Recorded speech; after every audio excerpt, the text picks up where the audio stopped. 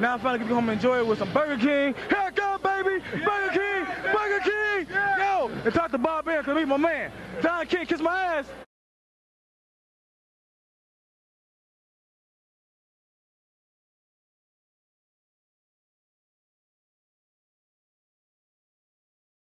Okay, guys, so we're on the phone with Rod Salka, who headlines against Danny Garcia at the Brooklyn Center on the 9th of August. Also on the card, we've got the likes of Daniel Jacobs, Lamont Peterson, and also his brother Anthony Peterson, so it's a good card. Again, as I say, we're on the phone with Rod Salka. Now, Rod, how you doing? Good. How are you guys? Right, not bad at all. Rod, thanks for taking time to talk to us. Obviously, we know you must be deep in camp now. The fight's only, 3 weeks away. How's preparations going for you for the fight?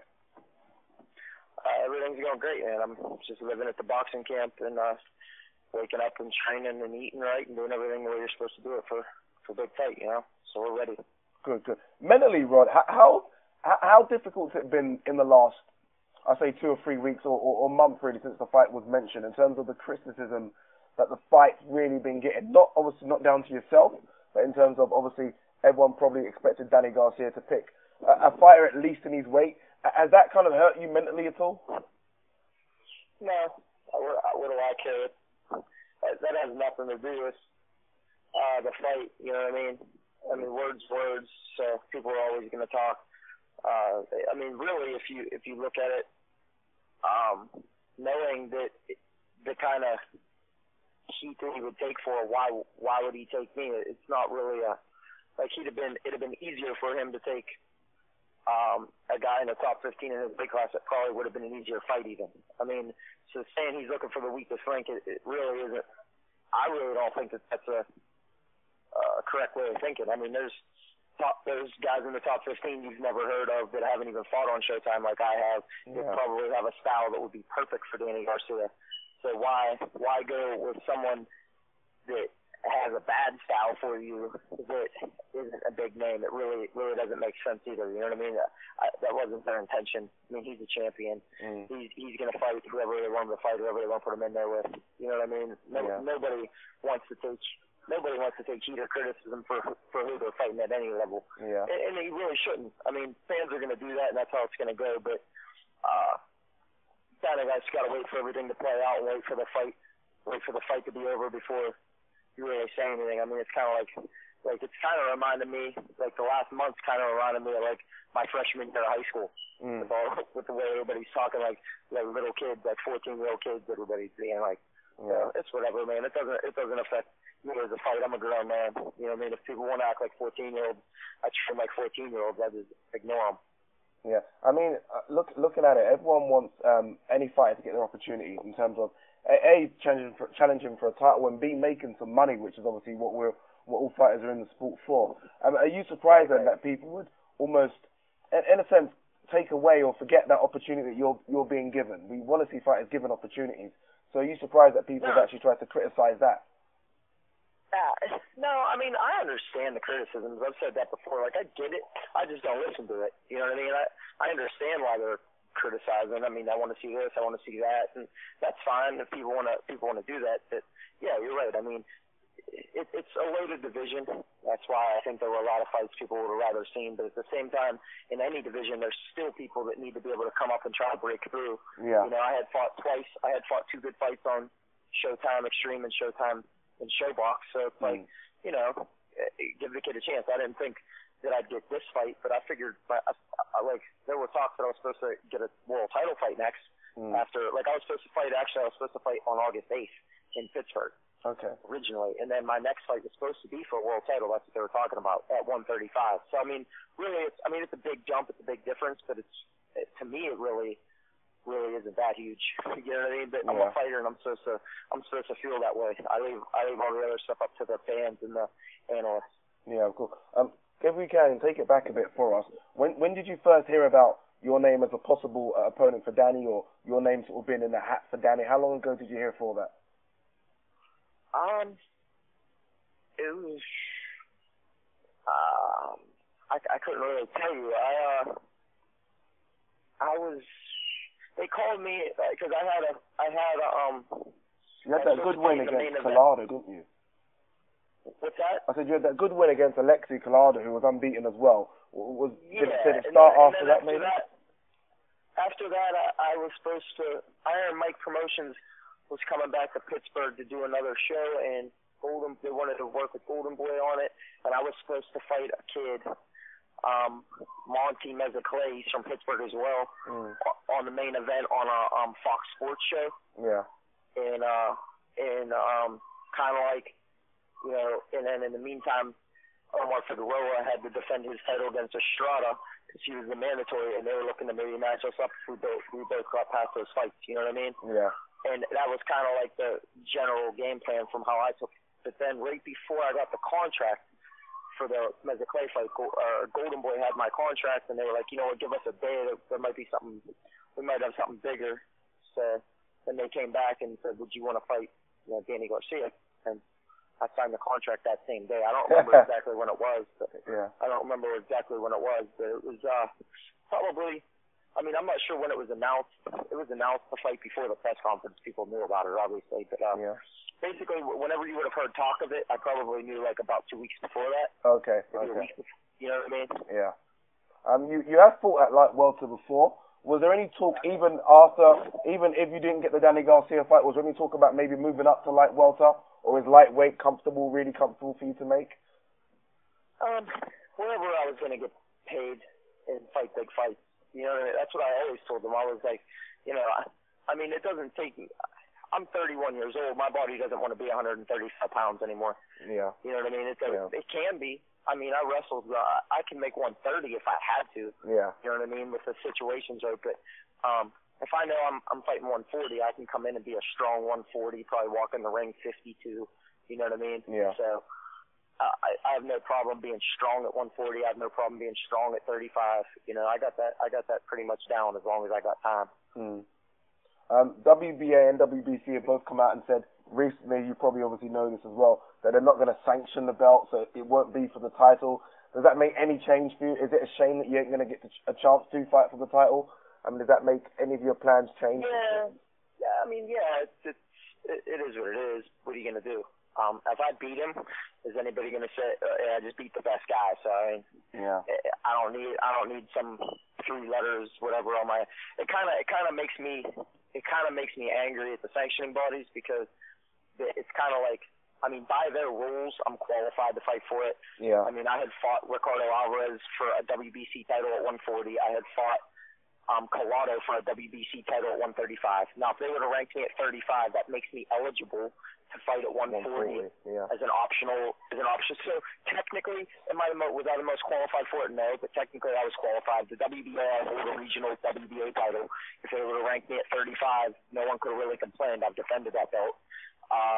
And that would have made me technically eligible to fight for the world title. But they're coming out and doing that because of all the backlash, which kind of is like, I mean, if you're going to have rules and you're going to do stuff, just stand by them and say this is why we're doing it. You know what I mean? Have some balls and just say this is why we're doing it. Don't, whatever. What are they going to do when I win the fight? Yeah. Yeah. They're going to say then when I beat him, what are they going to say? Oh, well, he wasn't qualified even though he just beat the guy who was our champion. He's going to make it or whatever. You know, I'm not even worried about that because I beat Danny Garcia. It's not going to matter if I have any titles. My next fight's going to be a major fight for money anyway, and that's why I'm in the sport. I'm not in the sport to have a belt I can go have made down the street for $200. You know what I mean? Yeah. Danny Garcia, obviously, he is a champ at 140. He's a lineal champ at 140, but he still polarizes opinions a lot. A lot of people think that he still can be had at. No one's really convinced that he is the strong champion at 140. What do you make of him? You've obviously watched a lot of his tapes now, I'm guessing. I mean, I really haven't. I watched his fights live when they happened. You know, I watched them when they happened on TV, but I haven't watched any of them since. I mean, I know a lot of people feel that way, but again, it's like, I mean, the guy's beat everybody.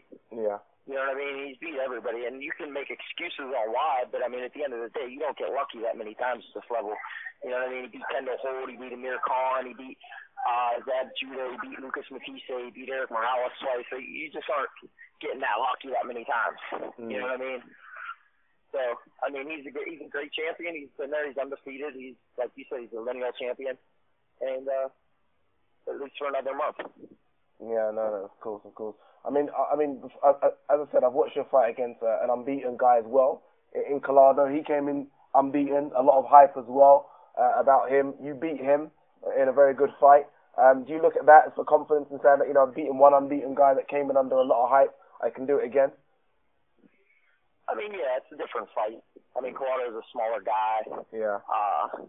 But you know, he really didn't think to. He didn't change. He wasn't able to change his game up in there.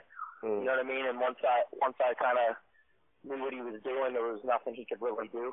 So like the fight pretty much continued that way. I just needed to not get complacent like I did in that fight. Like I kind of just was like, oh, I'm winning the fight, you know, and I felt like I was winning the round, so I was just kind of content with that. And somehow they were giving him some of those rounds, and actually the scores ended up being like almost like pretty close. You know what I mean? And I didn't really think it was a close fight, but that's kind of like, you know, I just felt maybe I got a little, was letting them give him rounds that it should have been more clear cut for me. So I feel like in this fight I have to, you know, especially do that more on this stage against him. I can't come out and let rounds be close just because I feel like I won them. Yeah. I need to be convincing. I need to be convincing with those rounds, you know. Do you take a lot of confidence from performances like Algieri against Provodnikov? Algieri was a huge underdog in there. He came outboxed, a huge puncher. Even from Farah against Stevenson. Do you look at those fights and take confidence that, you know, you can outbox a puncher, which I guess Danny Garcia is considered, if you just stay to your game? Yeah, I mean, it's like those fights. It's funny because those fights to me weren't really even, like I knew those fights were going to be good. The fights you just mentioned. Yeah. Like it didn't look good on. It's kind of like what Showtime or Golden Boy have been saying.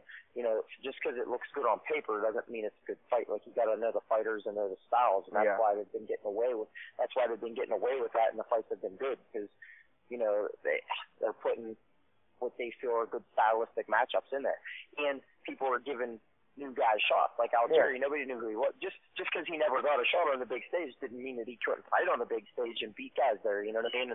And hopefully a lot of fighters see this and it's exciting for them because there's a lot of good fighters out there, man. There's really a lot of good fighters out there, and it's really hard to bust through and to get an opportunity.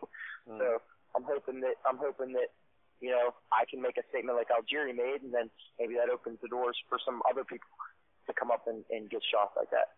No, and look, I hope so as well. I think that we're all fans of like people that are kind of under the radar, that are good fighters getting a chance and getting a shot, rather than the names fighting the names all the time. It's almost good when someone like yourself, like an Algieri, get a chance, and win or lose, it puts your name out there and obviously gives you further opportunities at 135 or 140. Rod, thank you so much for taking the time to talk to us. We'll tune in. Do we get a prediction finally before you go? Yeah, I feel like I'm gonna win unanimous. I feel like I'm gonna steal rounds and win probably almost all the rounds. Unanimous decision. I mean, I'm gonna come out for a lot of punches. You never know. I see something in there where he's coming wide, like kind of like Collado did. Like I'm not really somebody that sits there and tries to punch or bang with people. I box, but if I see opportunities to do it, I'm starting to interject that into my game. So don't be surprised if I'm boxing and every now and again I sit down on something on the inside and catch them and shock some people. Oh, quickly actually, before you go, I've always wondered, what is Angel Garcia like up close and personal? Is he what he is on TV? Is that an act? Is he tried to come out to you and threaten you and send vibes over your way? No, he really didn't. I mean, he acted like he didn't know who my name was at the press conference. Yeah, we like, saw that. Being sarcastic. But other than that, he didn't say anything to me. I think the focus is more on them taking so much heat for the fight. You know what I mean? Which is kind of like, I mean, it kind of sucks for them because they're taking so much heat over it. So just on the opponent. I mean, they could have, like I said, man, there's guys that would have stylistically been a lot easier for him that they would have taken a lot less heat from. But, you know, the networks are the ones that look at these fights and look at the matchups and that break it down like, hey, this guy is how he fights. He's tough, got a good chin, moves around. This will be a good fight. And that's their job, you know what I mean? And I mean, the fans are going to, obviously, I mean, they're going to complain no matter what. I mean, you could, Mayweather could fight Danny Garcia and they're going to complain. Mayweather could fight whoever and they're going to, you know, it's some people are gonna complain, some people are gonna be happy about it, and that's just life. I mean, that's just the way it is, and that's what's great about the sport too. You know, a lot of people can have different opinions. A lot of people that, like in no other sport, can you just have fans that can go on and just express opinions, and I mean, they look like, I mean, I'm not fighting for the titles now because of it. Because of fans, probably, really, isn't it? Yeah. So I mean, just off of that, I mean, they have influence. So I mean, I'm not happy about that. Yeah. But it is what it is. You know what I mean? I've watched your last 3 fights. I watched the Velasco fight on TV. I watched the Alvarez fight. Surprised. I think they will be in for. I'm not going to say that I think you're going to win and destroy Garcia, but I think a lot of people are going to be surprised. And I think after this fight, I think people are not going to be too rushing to complain about matchups, whether it's a no-name or a name. I think people are going to appreciate, people getting good matchups after this fight. Right. I mean, that's how it used to be in boxing. Everybody always wants to talk about the golden age and the heyday of boxing, but I mean, those guys back in the day fought 300 fights, but every 4 out of 5 fights were against guys with bad records. There you go. You know what I mean? And there were still people at the fights. The places were still packed to see those fights. You know what I mean? You have somebody fighting, Gene Tunney fighting Harry Grubb 1 week, and then 2 weeks later, Harry Grubb's fighting a guy 10-8. Yeah. You know what I mean? Yeah. So, and it's not to say those fights weren't good. The 10-8 guy was coming to kill him, and they were coming to fight, and that's what we do as fighters. You know, you get yourself in the best condition you can get yourself in, as ready as you can be, and you go in there and you go to war. So hopefully the fans enjoy it. Hopefully we will. Good fight for them. Hopefully we will. Hopefully, Manfred August, you might just shock the world. Who knows? But we look forward to watching it. We'll watch it over here in the UK, and definitely show our support to you. And good luck in it, Rod. Hopefully I appreciate it. You can do something in the fight. Thank you. No problem. Thanks a lot for talking to us as well, Rod. Thanks. Cheers. Thank you. Bye.